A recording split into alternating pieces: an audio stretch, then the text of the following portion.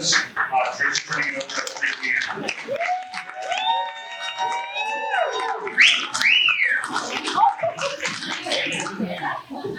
Okay, I feel like I have started into my story at least a couple times today, if not in my session yesterday. So I don't have to give a whole lot of it away.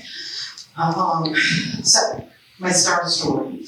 This picture is actually on my way home from my summit experience, but my story actually begins in the 2018-2019 school year.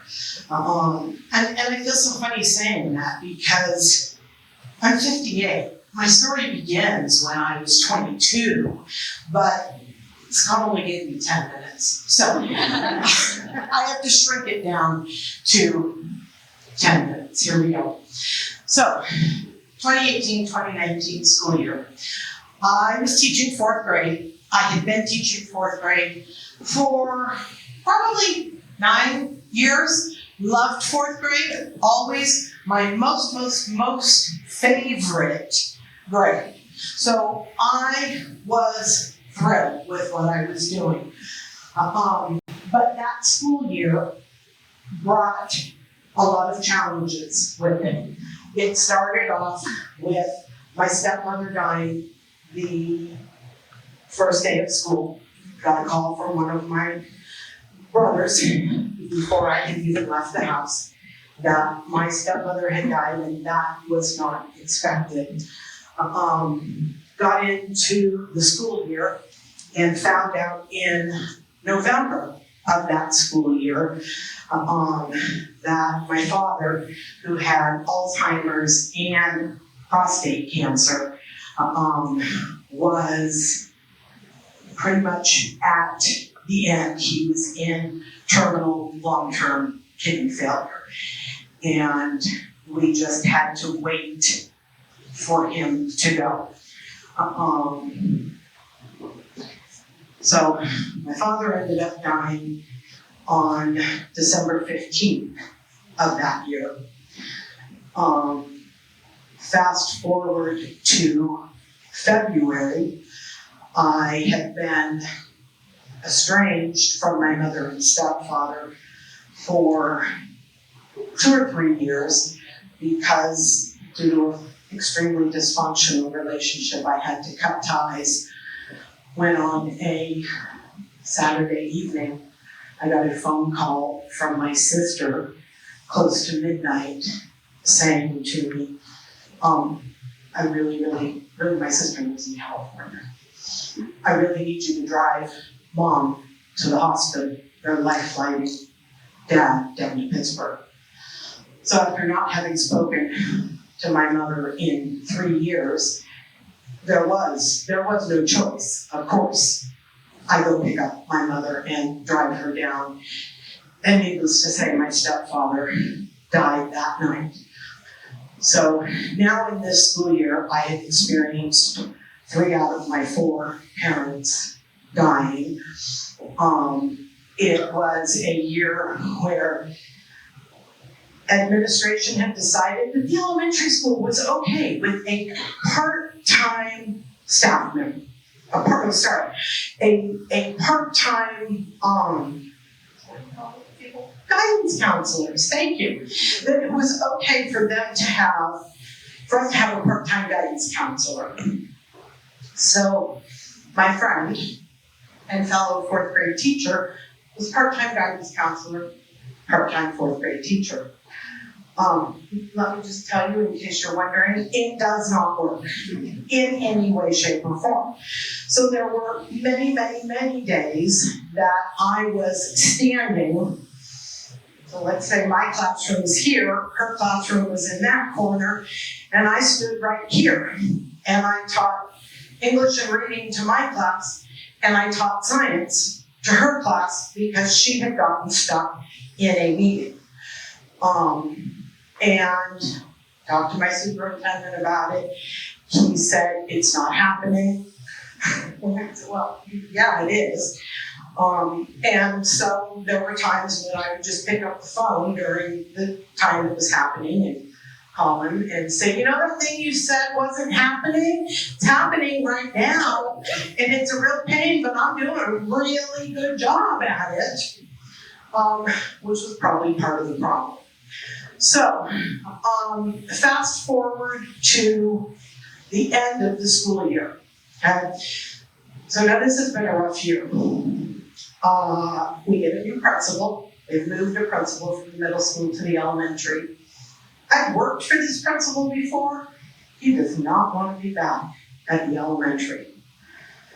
Second to last day of school, I get pulled aside because I'm going to be moved grades. In my whole teaching career, I have always said, so one grade I don't want to teach. Please don't ever say that. Because my grade was first grade. Terrified the living daylights out of me. So I was told that day I was being moved out of my dream grade into first grade. No exaggeration, I went into an immediate panic attack. Could not breathe.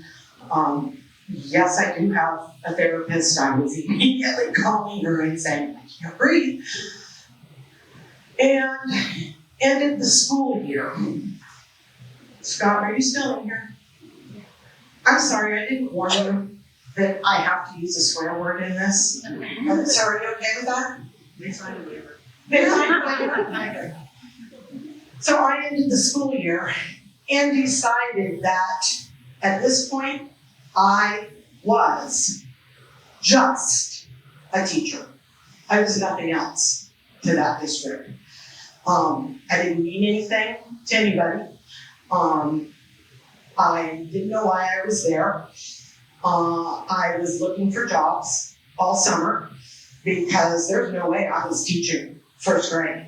I didn't even know what a first grader looked like. I could pick a fourth grader out of a crowd anywhere. What the heck does a first grader look like, right? So I didn't have much of a choice, and I decided not to quit. I need health insurance, right? So I moved into the next school year and tackled first grade. Found out it really wasn't that bad. Okay? Huge learning curve. Huge learning curve. You don't just say to first graders, okay, number your paper 1 to 10, because it's everywhere.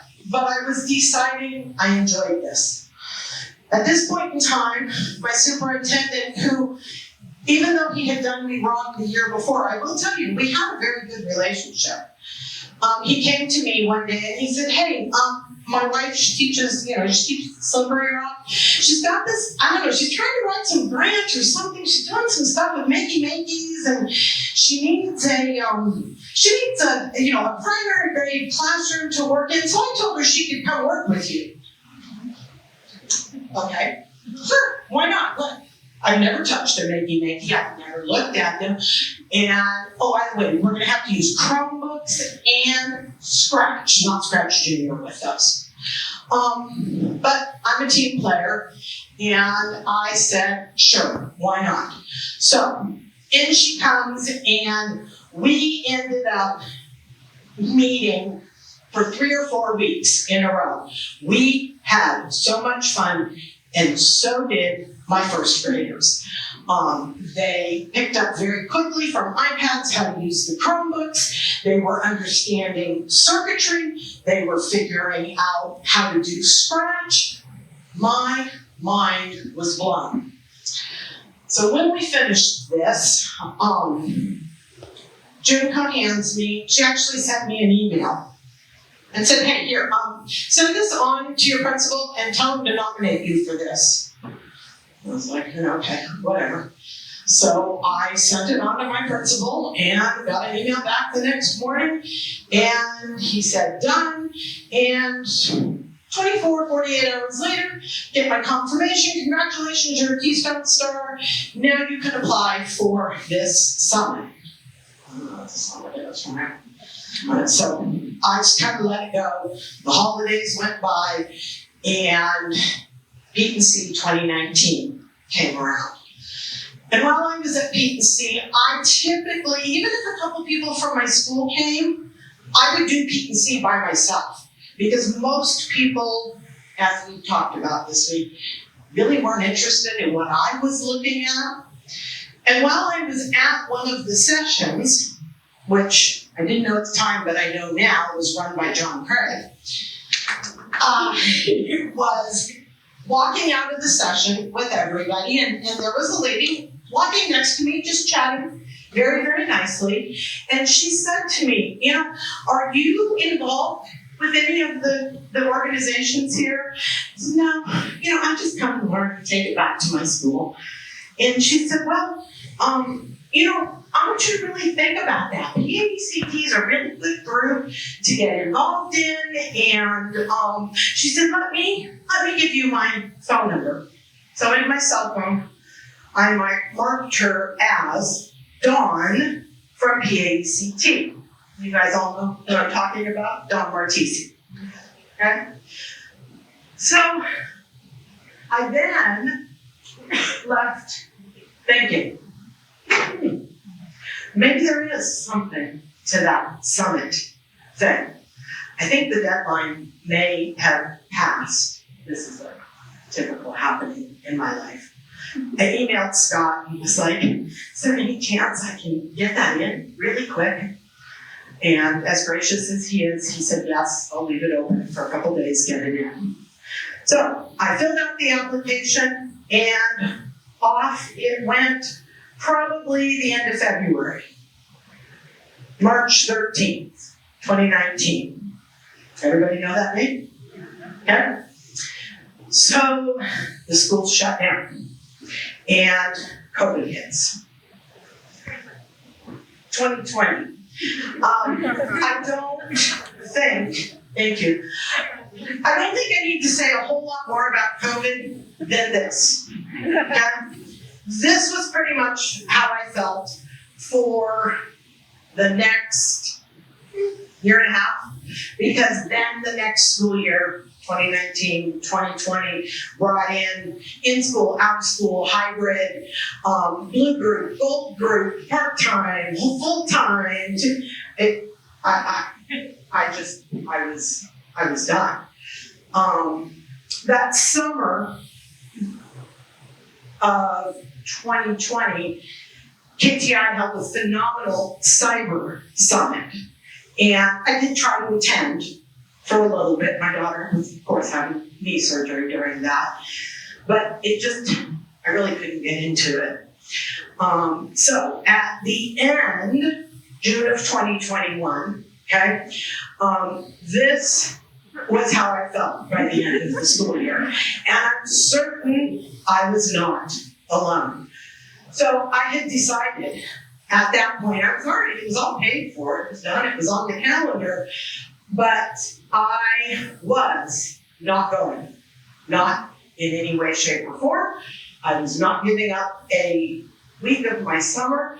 By the beginning of July, I was already in major anxiety and tears about even returning back to school and what it was going to look like and you want me to now go do this PD thing for a week, sitting on my deck drinking coffee quietly one Saturday morning. My cell phone rings. It's my superintendent.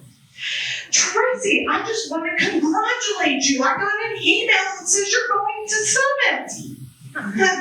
I was going to Summit. I didn't have a choice now. So, come the end of July, I packed up. It's about a 3.5, 4-hour drive for me. And I'm not exaggerating. I cried the whole way up here. I didn't know what I was getting myself into. I figured these were all tech geniuses, and I am still just a teacher, just a first grade teacher to boot. I was petrified, but my superintendent called me on Saturday morning, so I have to go. Then I get here, and That's what was going on inside of my head. From the moment, and as precious and loving and wonderful as she is, that Karen met me at my car window. I didn't get accosted by Verna. I think that was God in my life. It was Karen who very nicely said, "I'm just going to open your house and work on my and you're going to go first." And I'm willing myself not to cry in front of this woman that I don't know. To all of the events of Monday night. And these are all of my feelings. Mostly, oh my gosh, I want out of here. And I want out of here now. Well, I wasn't leaving. I pushed myself through. And probably by Tuesday evening, okay, I'm settling in, and I think this is going to be okay. I can't remember my next slide. Oh, there it is. And I just decided that I had to spend the week here drinking from the fire hose. You guys all kind of feel like that, just completely overwhelmed. So, put everything into it.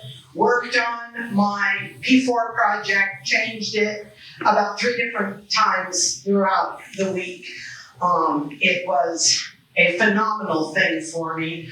But what had happened in that time is there was a metamorphosis that had taken place in me in going from this ugly looking caterpillar to, we all know, a butterfly.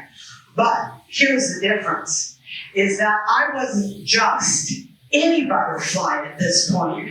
I was a KTI star butterfly. And that sets you out. And that makes you different. So, okay. Now I'm not crying anymore, and I'm excited about school. In fact, I have decided that the very first thing I do when I go back is I'm going to go have a meeting with my superintendent, and I am going to tell him that we are doing everything wrong. And I did. I absolutely did. And he laughed and he said, "I am so glad you had such a wonderful experience at Summit." He said, "I want to hear everything you have to say." I had a voice. I had a voice. Now, let me just make a correction here, okay? Because I had always had a voice. That kind of voice. Okay? Always said what I wanted to say. But now, the difference is because I had all of these people in this room behind me, now I have this kind of a voice. And for the first time in my life, and at that time, I was, 54, 55-ish. I was being heard.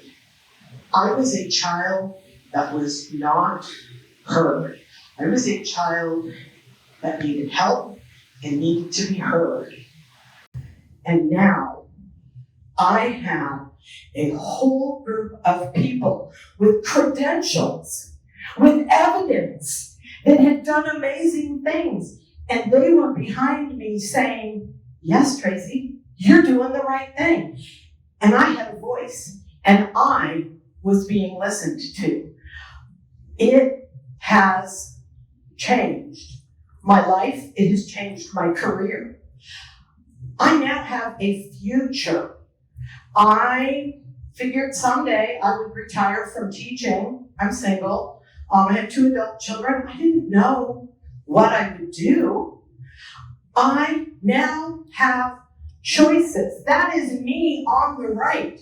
Which way do I go? I have this option. I have this option. I have this option. Because those are, to quote Sue, those are the doors that were opened up for me when I was here. I can't even begin to tell you what it's like to go from not having a future to all of a sudden having options for your future, not just a future. And in addition to that, I now was able to use that voice as an advocate. I'm still learning. Miss Holly over there, she knows she's my hero. I absorb everything she says because I will continue to speak up and advocate for those who cannot speak for themselves. My heart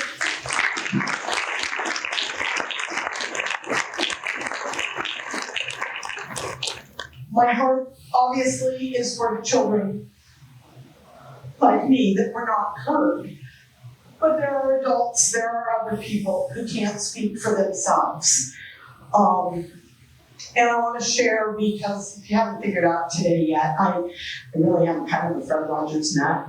And that has become my mission, is to spread the Fred method anywhere and everywhere I can.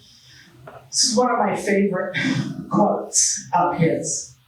Please, think of the children first. If you ever have anything to do with their entertainment, their food, their toys, their custody, their day or night care, their health care, their education, listen to the children. Learn about them. Learn from them. Think of the children first. We all have something to do with children every single day of our lives. Think of those children first. Now, as if all of that hasn't been enough, that's all been about me, but the best thing about all of this is I love teaching again. I love first grade. I love what I do. I had the worst year of my career this past year. First graders that were affected by COVID. No preschool, you guys all know the list can go on and on and on. I cried probably 3 days a week.